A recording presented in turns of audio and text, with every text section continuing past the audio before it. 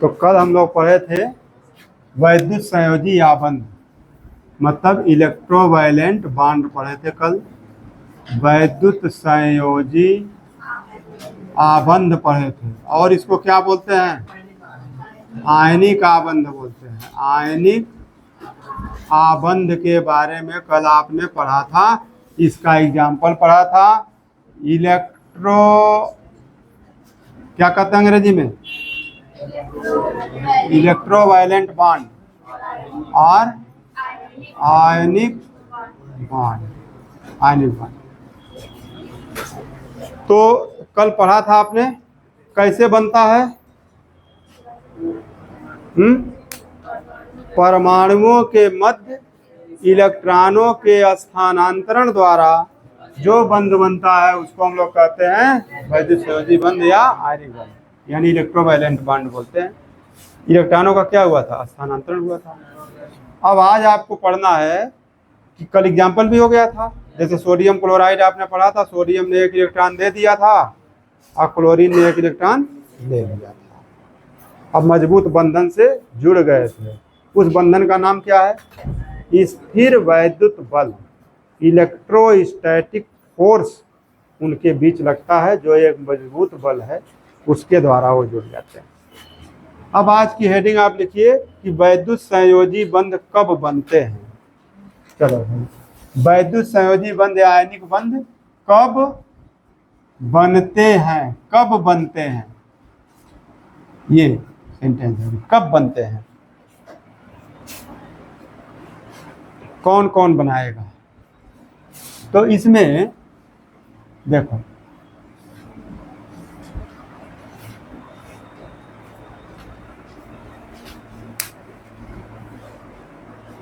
कब बनेगा?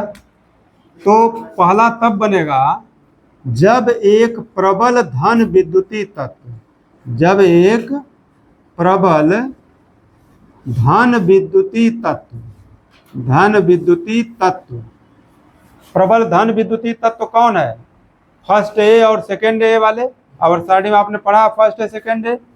तो जैसे सोडियम हो गया, पोटेशियम हो गया, मैग्नीशियम हो गया, कैल्शियम हो गया, ये सब प्रबल धन विद्युतीय तत्व हैं।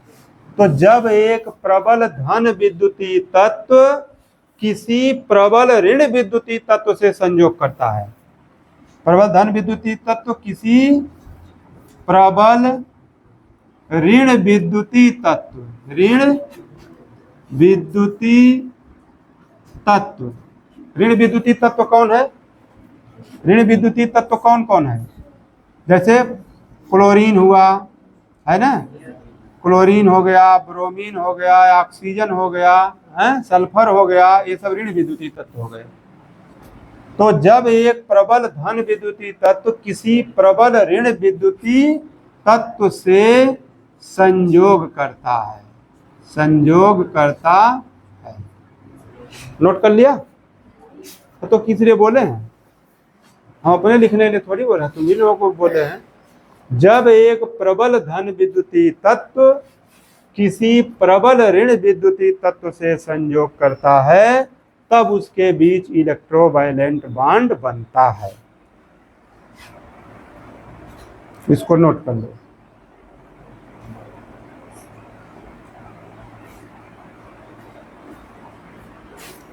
दूसरा कब बनता है?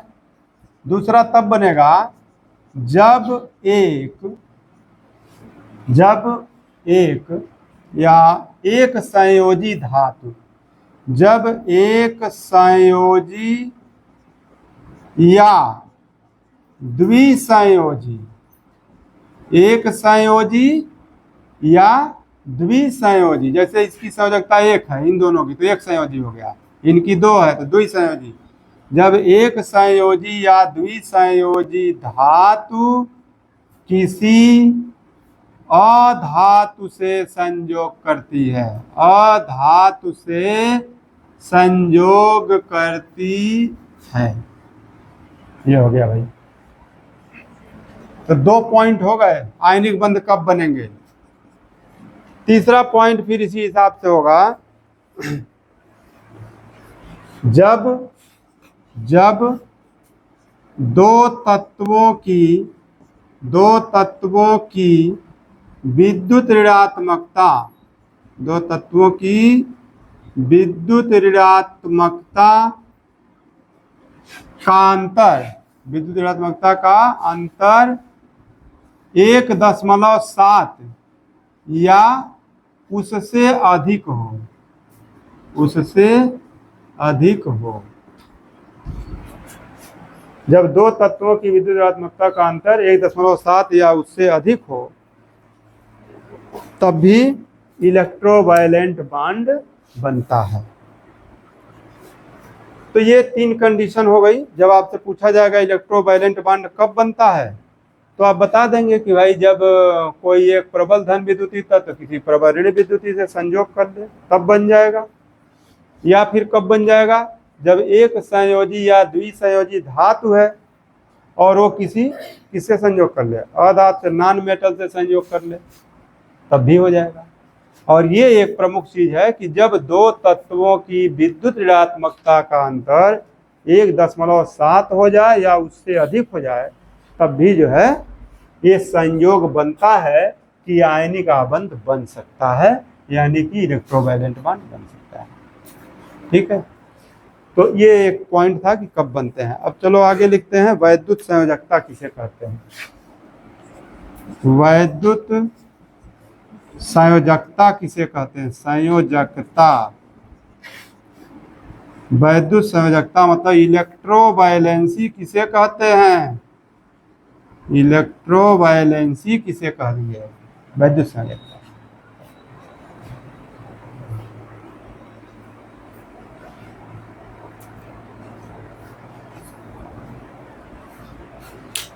ठीक है, तो बहुत आसान सी बात होती है भाई। वैद्युत संयोजी बंध जब आप बनाए थे तो कोई इलेक्ट्रॉन दिया था ना, एक परमाणु इलेक्ट्रॉन दिया था।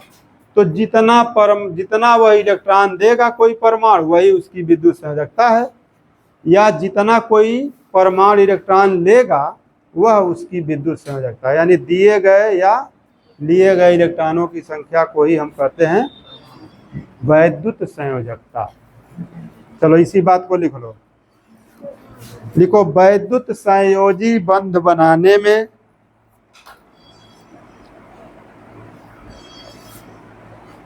वैद्युत संयोजी बंध बनाने में वैद्युत संयोजी बंध बनाने में एक परमाणु द्वारा वैद्युत संयोजी बंध बनाने में एक परमाणु द्वारा दिए गए अथवा लिए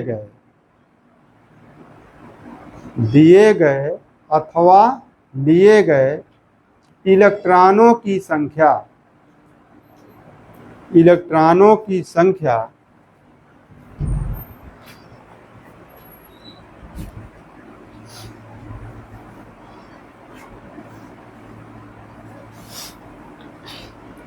वैद्युत संयोजकता कहलाती है, वैद्युत संयोजकता कहलाती है।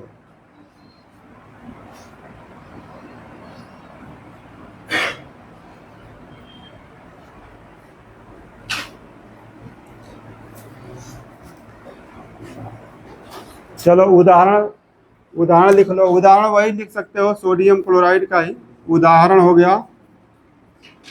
उदाहरण लिख दीजिए सोडियम क्लोराइड NaCl एक आयनिक यौगिक है,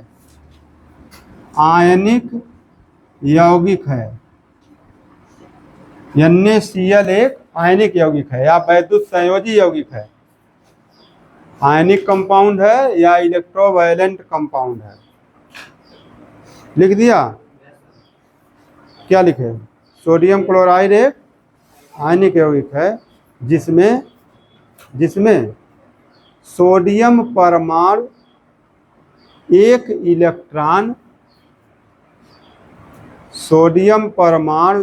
इलेक्ट्रॉन देता है, अतः उसकी वैद्युत संयोजकता एक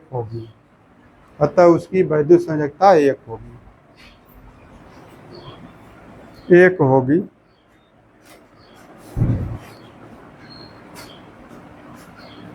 क्लोरीन परमाणु एक इलेक्ट्रॉन लेता है। क्लोरीन परमाणु एक इलेक्ट्रॉन लेता है।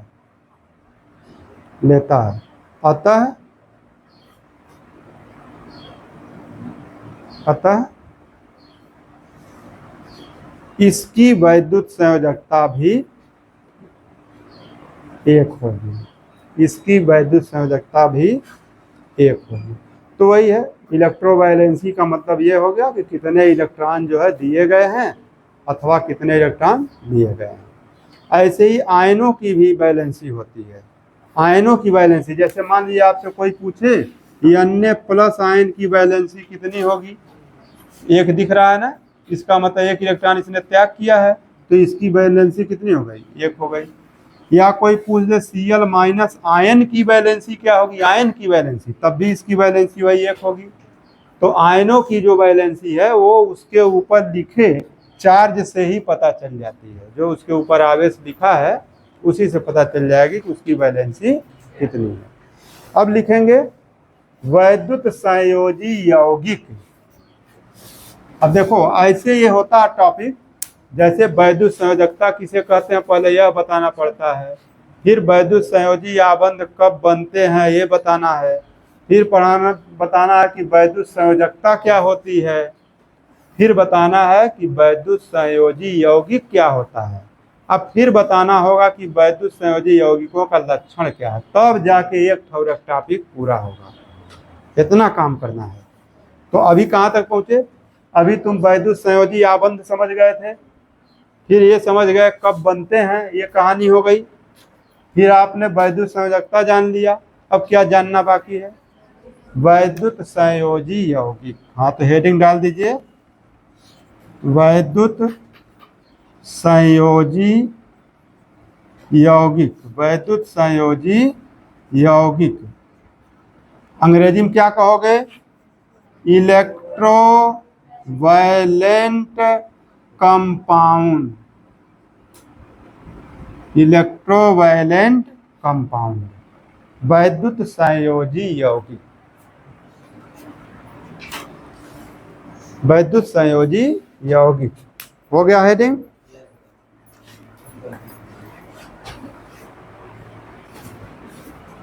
हाँ तो लिखो, अब यही है, ये Na+ या Cl- है, दोनों आपस में मिल गया तो NaCl बनाया है ना, तो यही तो है वैद्युत संयोजी यौगिक। इसकी परिभाषा निकाल दो। कैसे निकालोगे परिभाषा, जो यौगिक विपरीत आवेशित आयनों से मिलकर बने होते हैं उन्हें वैद्युत संयोजी यौगिक कहते हैं। सब आसान है, कोई बहुत कठिन नहीं है। वैद्युत संयोजी यौगिक किसे कहेंगे, जो यौगिक विपरीत आवेशित आयनों से मिलकर बने होते हैं उसे वैद्युत संयोजी यौगिक कहते हैं। नोट कीजिए, जो यौगिक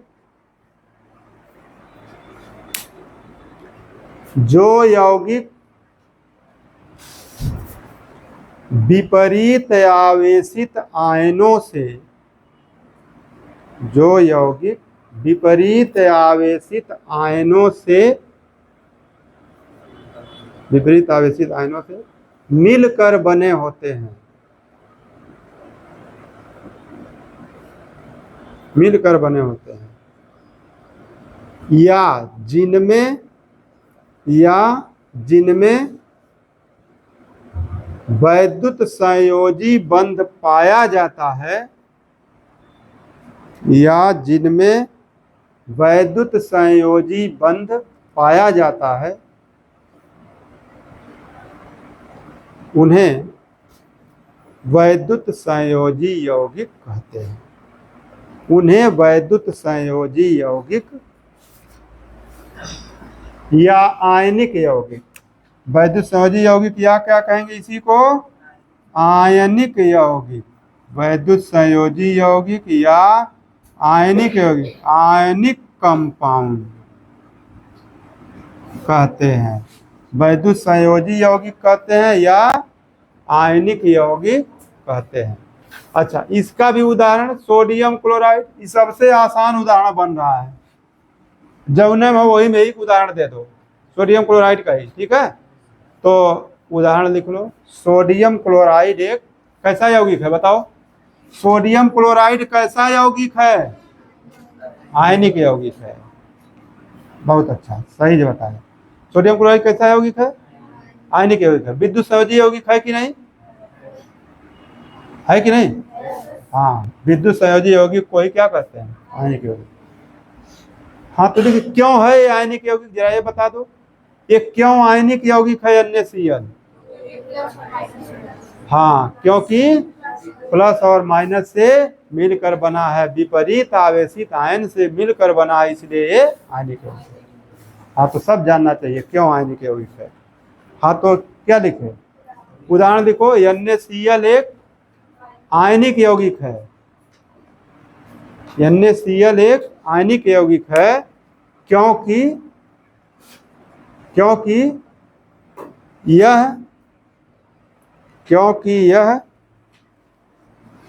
क्योंकि यह Na प्लस तथा Cl माइनस आयनों से मिलकर बना है।